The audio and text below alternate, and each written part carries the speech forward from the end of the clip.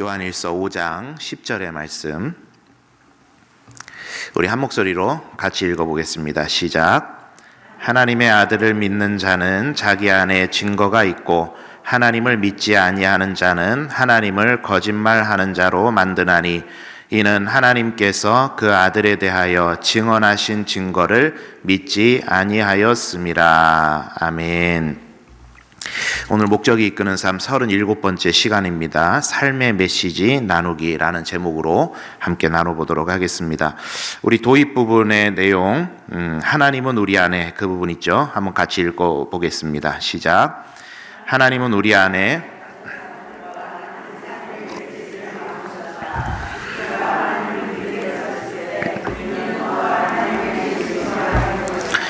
하나님은 우리를 통해 세상의 말씀을 전하길 원하신다. 나눌 이야기가 없다고 말하지 말라. 삶에 주신 메시지는 반드시 있다. 예전에 여러분들 한창 잘 하실 때 이야기 보따리라는 말 많이 했죠.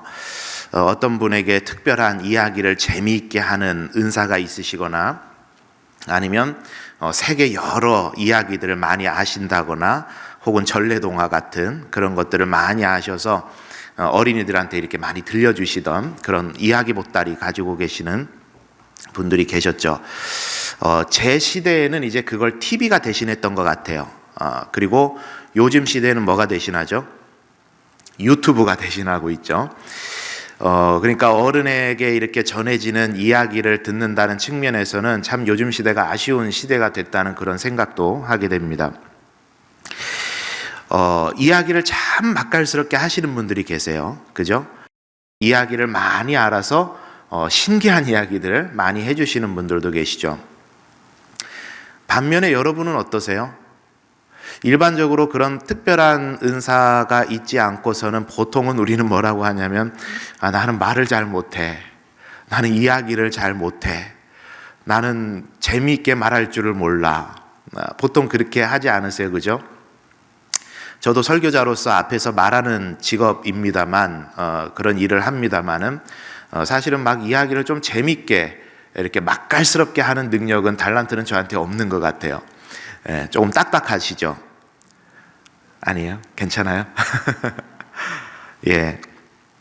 그런 능력이 있으신 분들이 계십니다. 자, 그런데, 우리의 신앙을 드러내기 위해서 내가 믿고 있는 나의 신앙을 드러내기 위해서 여러분, 그러니까 오늘 제목처럼 한번 표현을 해본다면 삶의 메시지를 나누기 위해서 그렇게 생각할 수 있겠죠. 특별하게 내가 은혜를 경험한 것도 없는 것 같고 누구는 죽다가 살아나는 그런 경험도 있고 그런 거는 이야기거리가 되잖아요.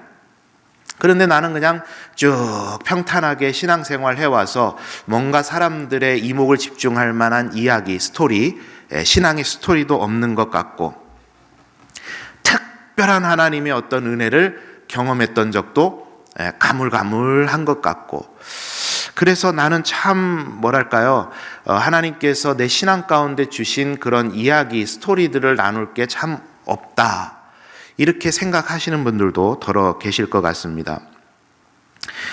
오늘 우리가 이 삶의 메시지라는 부분을 37번째 시간을 나누면서 여러분들이 꼭 가지고 이 이야기들에 대해서 나누셔야 되는 건 뭐냐면 내가 느끼든 느끼지 못하든 내가 그 사실을 인정하든 인정하지 않든 나의 삶에는 하나님께서 주시는 메시지가 있다 없다?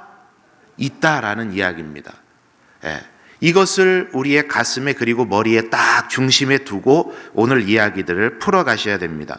내가 외면을 해버리든지 내가 필요성을 인식하지를 못하든지 혹은 내가 그것을 거부한다든지 발견하지 못한다든지 볼 줄 몰라서 그렇지 저와 여러분의 삶에는 하나님께서 나의 삶에 주시는 메시지가 분명하게 있다라는 겁니다.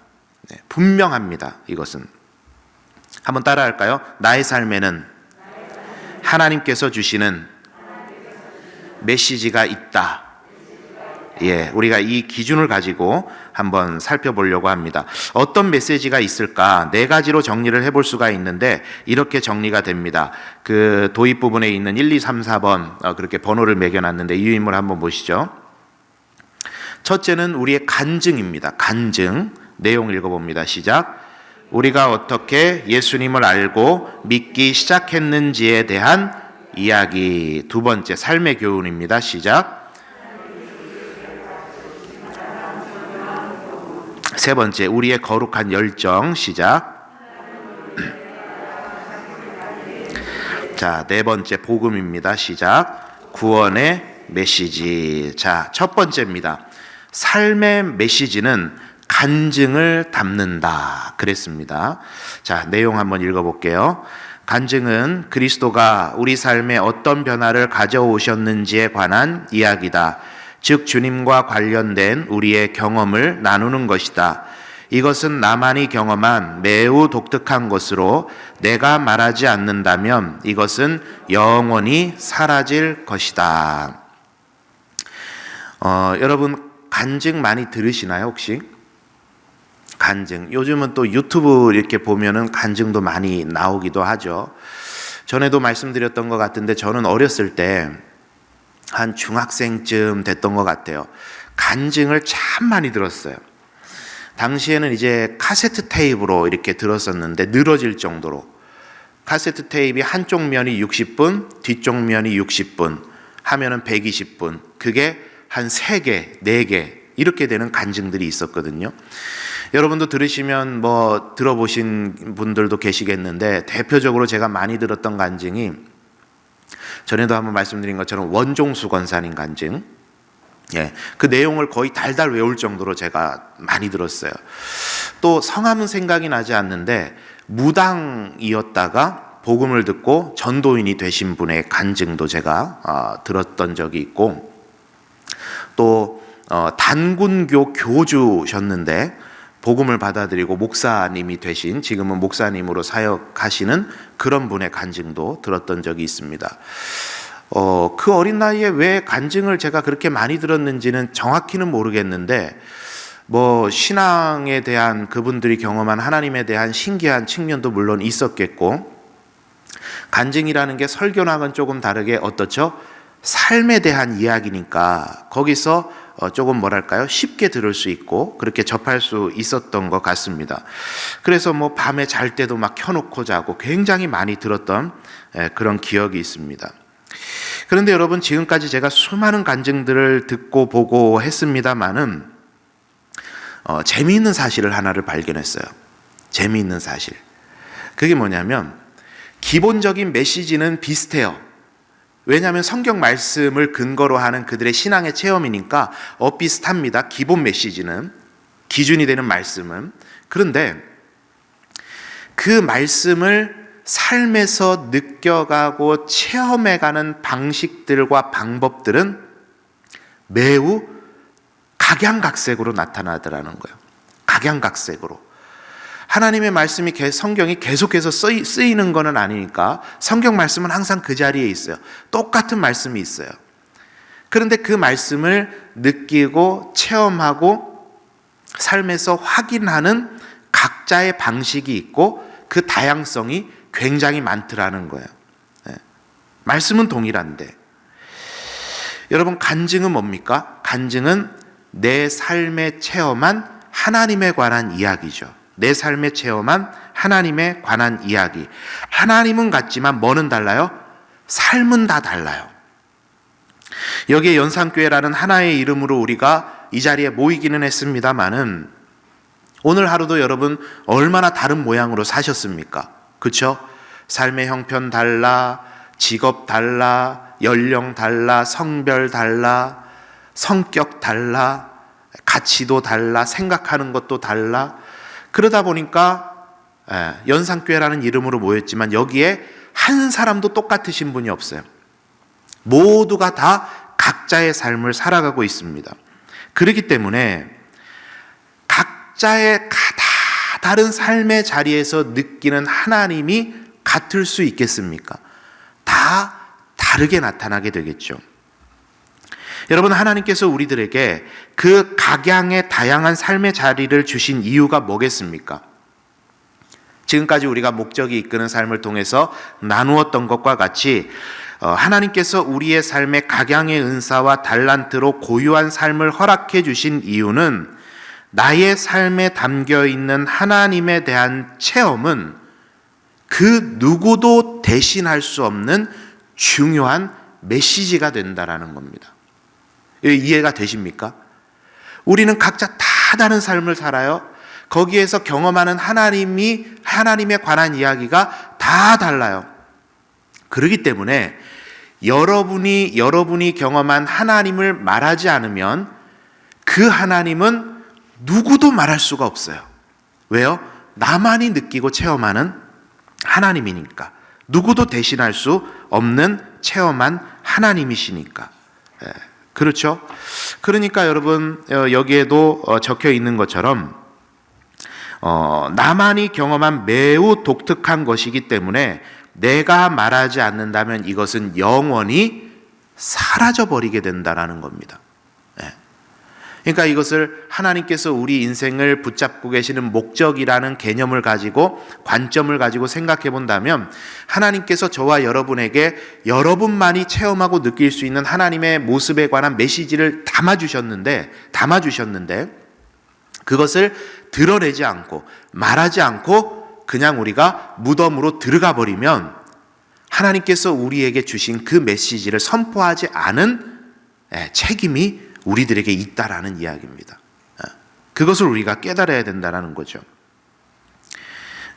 오늘 그 뉴스를 보니까 예루살렘에서 가까운 동굴에서 1900년 된 고대 사본이 발견됐다고 뉴스에 오늘 나왔습니다. 예전에 제가 말씀드렸던 쿰란 동굴에서 발견된 사해 사본, 수천 년 동안을 묻혀 있었는데 하나님의 말씀이 아무리 능력이 있으면 뭐합니까? 묻혀져서 읽히지 않으면 아무 소용이 없는 거죠. 마찬가지라는 거예요. 우리 삶에 각양의 독특한 삶을 주셨는데 말하지 않으면 아무 소용이 없다. 그래서 중요한 게 뭐냐? 정리해 보는 거예요. 우리 베드로전서 3장 15절 말씀, 거기 유인물에 실려 있는데 한번 같이 읽어봅니다. 시작. 너희 마음에 그리스도를 주로 삼아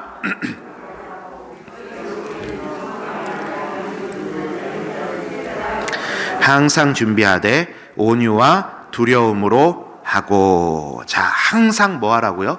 준비해라. 준비한다는 건 여러분 뭡니까? 써놓거나 암송해 놓는 거예요. 우리의 삶의 체험에 관한 간증을 그렇게 하라는 이야기입니다. 왜냐? 누군가가 부지불식간에 당신이 만난 하나님은 어떤 하나님입니까? 라고 물을 때 그때 내가 말할 수 있는, 쉽게 말해서 총알이 준비되어 있으면 바로 그것을 이야기할 수 있는데, 준비가 안 되어 있으면 어떻게 하죠? 말을 못한다라는 이야기예요. 말을 못해요. 예를 들어서 제가 우리 오늘 기도하신 우리 김하숙 권사님한테, 권사님 이번 주에 주일날 제가 설교하고 이 한 주간 권사님께서 나누셨던 하나님에 대해서 간증을 좀 제 설교 뒤에 좀 해주시지요. 갑자기 긴장하시고 그렇게 말씀을 드리면 권사님은 집에 가셔서 준비하시겠죠. 써보실 거예요. 이 한 주간 내가 어떻게 살았고 이러한 경험 속에 하나님께서 이렇게 일해 주셨고 말씀해 주셨다는 걸 잘 적으실 거예요.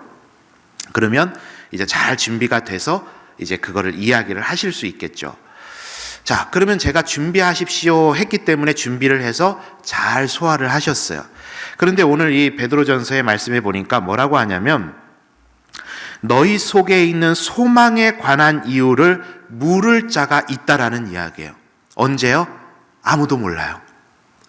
내가 살아가는 와중에, 아니 당신이 믿는 하나님은 어떤 하나님이시길래 당신은 이렇게 고난 중에서도 평안하십니까? 당신이 섬기는 하나님은 어떤 하나님이시길래 이렇게 힘든 상황에서도 감사가 저절로 나오십니까? 그런 우리의 소망의 이유에 관한 것을 묻는 사람이 부지불식간에 있다라는 거예요. 그런데 우리가 준비가 안 돼 있으면 어떻게 돼요? 막 뒤죽박죽이 돼버리죠. 그러나 준비가 돼 있으면 일목요연하게 내가 경험한 하나님을 말할 수 있다라는 이야기예요. 그래서 여러분, 내가 체험하고 있는 하나님이 그것을 말하는 게 내 사명이라 여겨진다면, 우리 권사님은 이번 주일날 간증하는 게 사명이라 여겨지니까 준비하시는 거잖아요. 마찬가지로 누군가가 나에게 내가 경험한 하나님을 물었을 때 그걸 내가 말해줘야 된다는 사명이 있다는 걸 내가 인정한다면 그거를 정리해 놓는 게 사명자의 자세라는 이야기예요. 여러분은 좀 정리가 돼 있으십니까?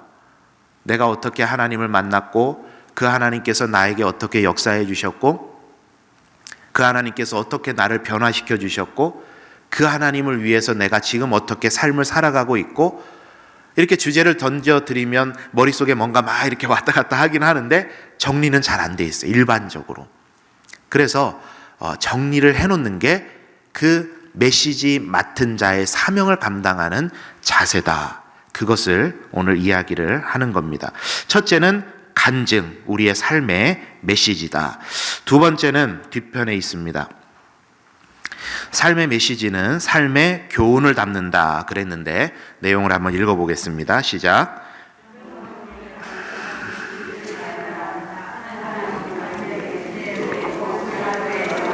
과정들에 관한 우리가 배운 교훈과 성찰이다. 직접 경험뿐 아니라 간접 경험을 통해서도 우리는 계속해서 교훈을 얻으며 배우고 있다. 이러한 교훈들을 기록한다면 다른 사람들과 나눌 수 있는 훌륭한 메시지가 된다. 자, 사람들은 뭐를 통해 배우죠? 경험을 통해서 배우죠. 경험을 해야 돼요. 경험을 하면 배웁니다. 교훈을 얻는다. 이렇게도 표현할 수 있겠죠. 세상 사람들도 경험을 통해서 지혜를 얻고 교훈을 배웁니다. 그리스도인들은 우리가 일상적으로 쓰는 말로 표현해 본다면 그 일을 통해 하나님께서 배우게 하셨다라고 하는 이를테면 다른 말로 간증이라고도 할 수가 있는데, 그런 경험들 여러분 있으시잖아요. 그죠? 나는 아닙니다 십니까? 하나님께서 그 어려운 상황, 그 시험의 일들, 그 아픔의 과정들, 경험들, 그리고 내가 실패했던 그런 경험들, 나락으로 떨어졌던 그런 경험들, 마음의 상처들, 이런 거를 통해서 그때는 몰랐는데 하나님께서 나에게 그런 거를 가르쳐 주셨다, 배우게 하셨다라고 하는 것들이 있으시잖아요. 있으세요. 분명히 있으세요. 오늘 하루도 여러분 살아오시면서 그런 경험들을 하셨을 거예요. 제가 항상 말씀드리지만 우스갯소리로 하는 겁니다만 진짜 목사는 병이 있어요. 목사의 직업병이 있어요. 그게 뭐냐면요, 미장원을 하시는 분들은 사람 머리만 보시잖아요. 그죠? 여기 미장원 하시는 분이 안 계시네. 그죠? 피부 관리 하시는 분들은 사람 피부만 보게 되죠. 목사는 뭐만 봐요? 여러분 영적 상태만 이렇게 볼까요? 그런 건 아니고, 목사는요 뭘 해도 설교 생각뿐이에요. 설교 생각.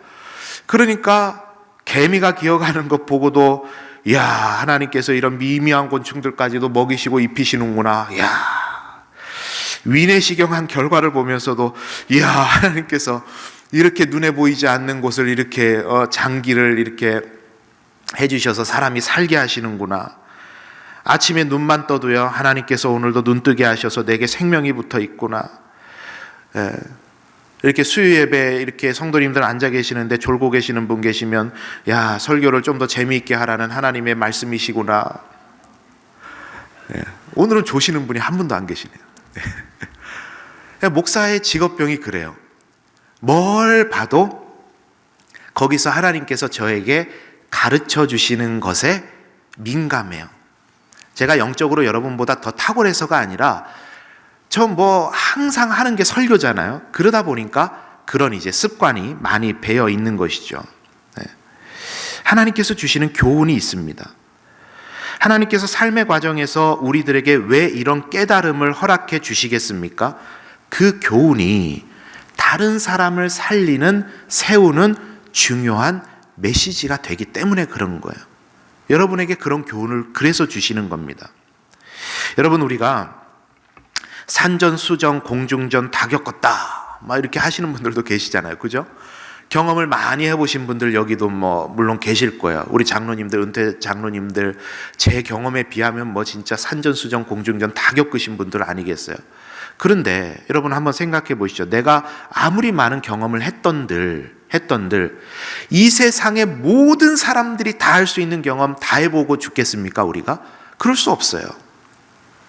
그래서 다른 사람의 교훈을 통해 내가 배우고 나의 교훈을 통해 다른 사람이 배울 수 있도록 우리들에게 메시지를 담아주시는 거예요. 저희 아내와 제가 결혼을 해서 한 가정이 됐습니다. 저는 A와 B를 경험했어요. C, D는 경험을 못 해봤어요. 아내는 C와 D를 경험했어요. A와 B는 경험을 못 해봤어요. 그런데 이 둘이 한 가정이 되니까 어떻게 해요? 저한테 C와 D라는 문제가 생겨도 저는 그 문제를 해결할 수 있는 경험이 있게 돼요. 왜요? 아내가 그 경험이 있으니까.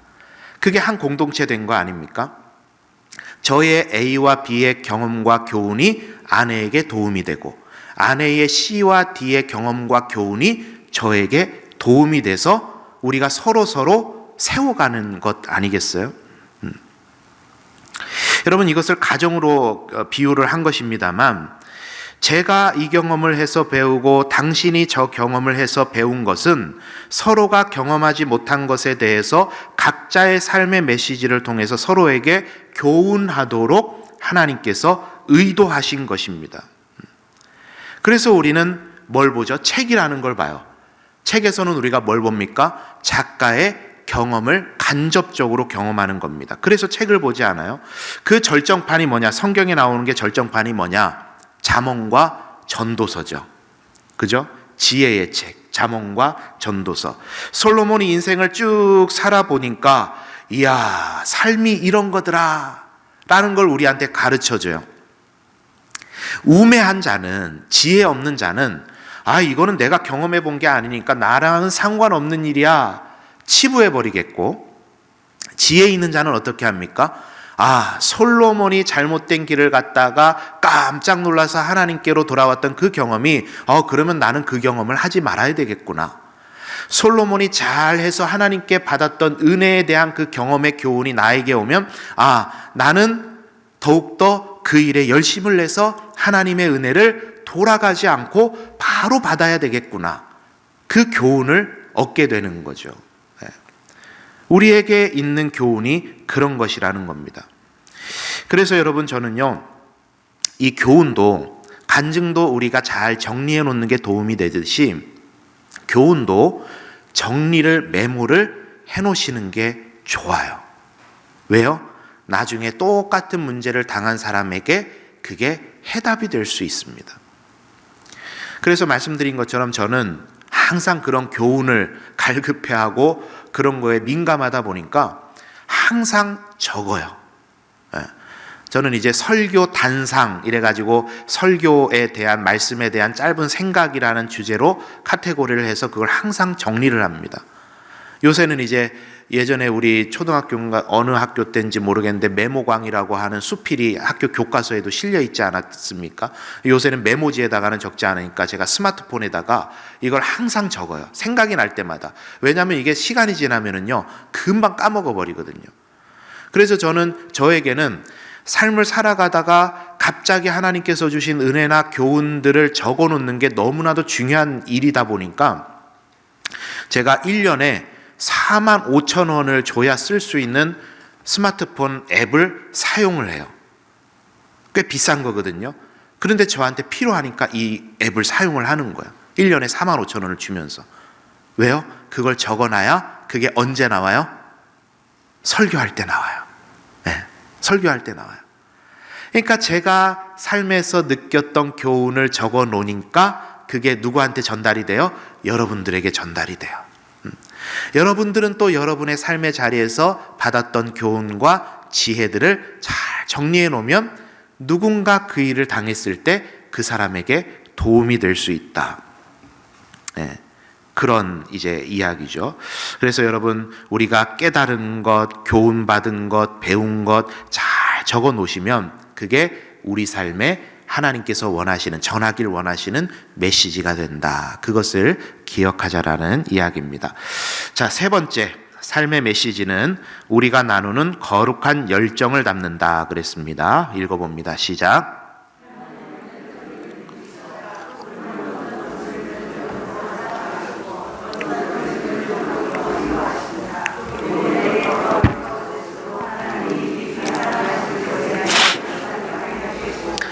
그래서 우리는 이 세상에서 하나님의 대변자가 될 수 있다. 그것이 어떤 문제, 목적, 원칙 혹은 한 그룹의 사람들에 대한 열정일 수 있다. 무엇이든 간에 우리는 그것에 대해 이야기해야 하고 변화를 일으키도록 무언가를 해야 한다. 자, 거룩한 열정 그랬는데 한 번씩 뉴스를 보다 보면 대단한 열정을 가진 사람들이 있어요. 환경운동가라든지 혹은 동물보호 하시는 분들이라든지 우리는 별로 이렇게 평소에 열정을 가지고 생각해 보지 않던 부분들에 생각보다 큰 열정을 가지신 분들이 계세요. 그래서 이 환경에 대한 경각심을 일깨우시기 위해서 무동력 요트를 타고 태평양을 건넌 이야기, 환경단체에 소속된 회원분이 불법 고래잡이 배를 향해서 자기들의 작은 배로 방해를 막 하면서, 그분들이 총이 있습니까? 뭐가 있습니까? 단속할 수 있는 권한이 있습니까? 없으니까 자기들의 작은 배로 그 포경선들을 막 몸으로 막아서는 그런 장면들. 야, 그런 걸 보면 저는 그런 생각을 하는 거죠. 그분들의 수익 구조에 대해서 저는 이제 전혀 모르기 때문에 잘은 모릅니다만은, 야, 저게 큰 돈이 되나? 어떻게 해서 저렇게 목숨 걸고 고래를 위해서, 환경운동을 위해서 저런 열정을 불태우실까? 저는 이제 전혀 문외한이니까, 잘 모르니까 그런 생각을 해보게 된단 말이죠. 저는 환경지킴이라는 것에 대해서 참 여러분께 부끄러우리만큼 별로 그렇게 관심이 없었어요. 환경지킴에 대해서. 내가 환경오염을 시키면 얼마나 시키겠습니까? 그죠? 그렇게 생각을 했던 거예요. 저는 나름대로. 기업들이 막 대기가스를 오염시키고 폐수를 방류하고 그러는 게 문제지, 나 한 사람이 환경오염을 시키면 얼마나 시키겠나. 그래서 환경보호를 한다 그래도 그게 어떤 도덕적인 문제이기 때문에 제가 환경을 위해서 뭔가를 보호하기 위해서 노력을 했던 거지, 환경에게 미안해서 제가 했던 적은 잘 없었던 것 같아요. 솔직한 말로. 도덕적인 것 때문에 했던 거지 환경한테 미안해서는 없었던 것 같아요. 자, 그런데 제가 왜 이 이야기를 드리냐면, 이번 코로나 사태를 겪으면서 세상에 이런 질병들이나 자연재해들이 환경 파괴하고 굉장히 밀접한 연관이 있지 않습니까? 이 코로나 사태를 제가 겪으면서, 그리고 매년 해오던 탄소금식이었는데 탄소금식을 제가 접한 지 꽤 됐거든요.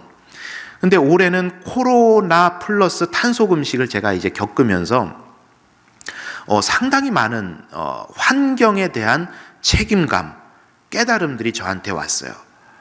그래서 사실 아까도 광고 드리면서 말씀드린 것처럼 일상생활에서 고기를 금식하고 전기 아끼고 종이 금식하고 하는 것들이 원체 이제 우리 삶하고 너무 밀접하게 연결이 돼 있다 보니까 쉬운 일은 아닌데 최근 들어서 제 심경과 삶의 자세의 변화가 크게 온 게 뭐냐면 분리수거하는 겁니다.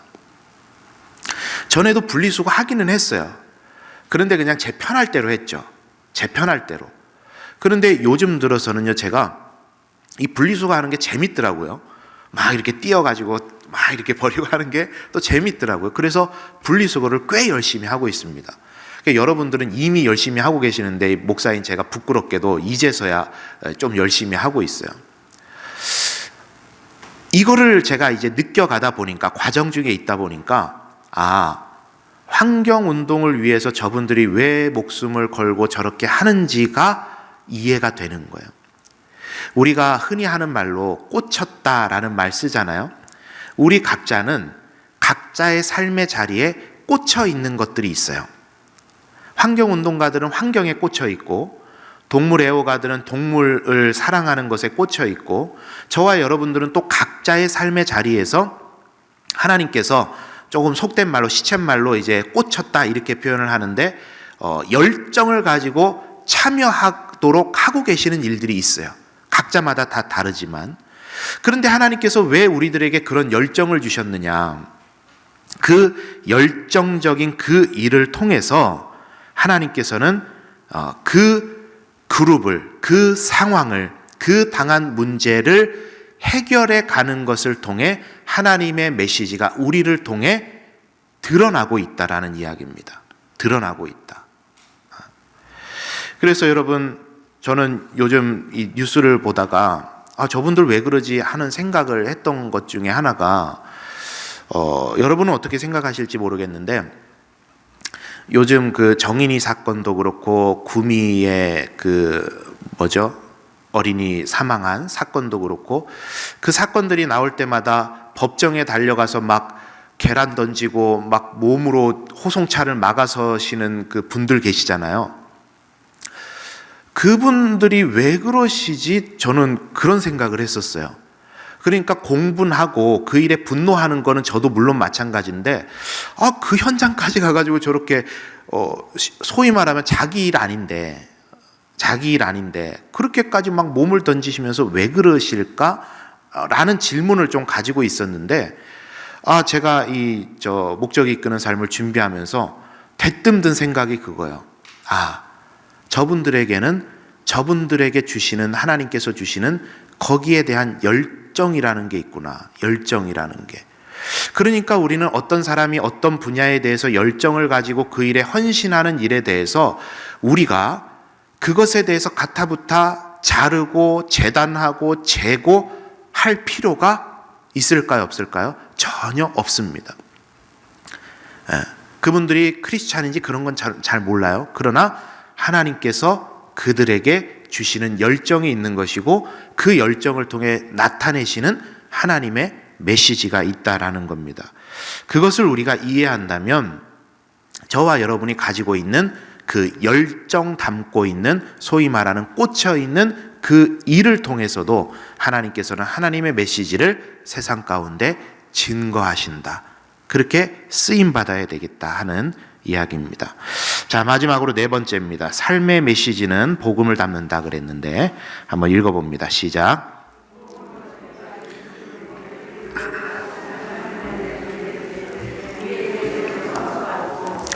목적을 갖게 되며 천국의 영원한 집을 약속받는 것이다.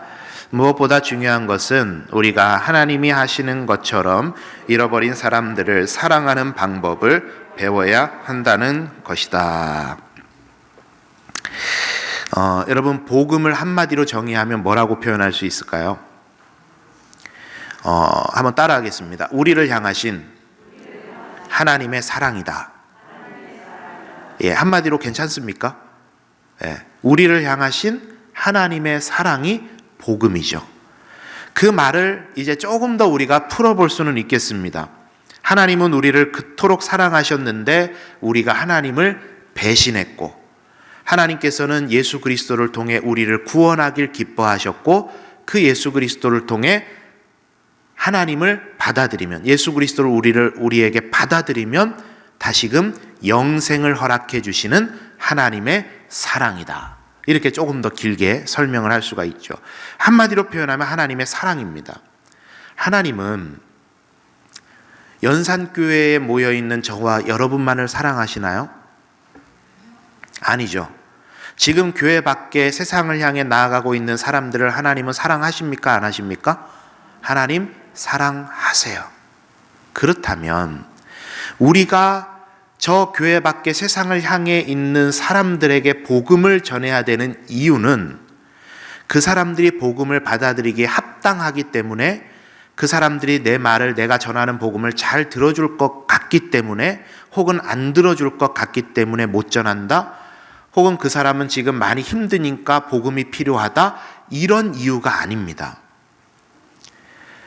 그 사람에게 복음이 필요한 것은 우리에게서 나오는 이유가 아니에요. 동기가 아니에요.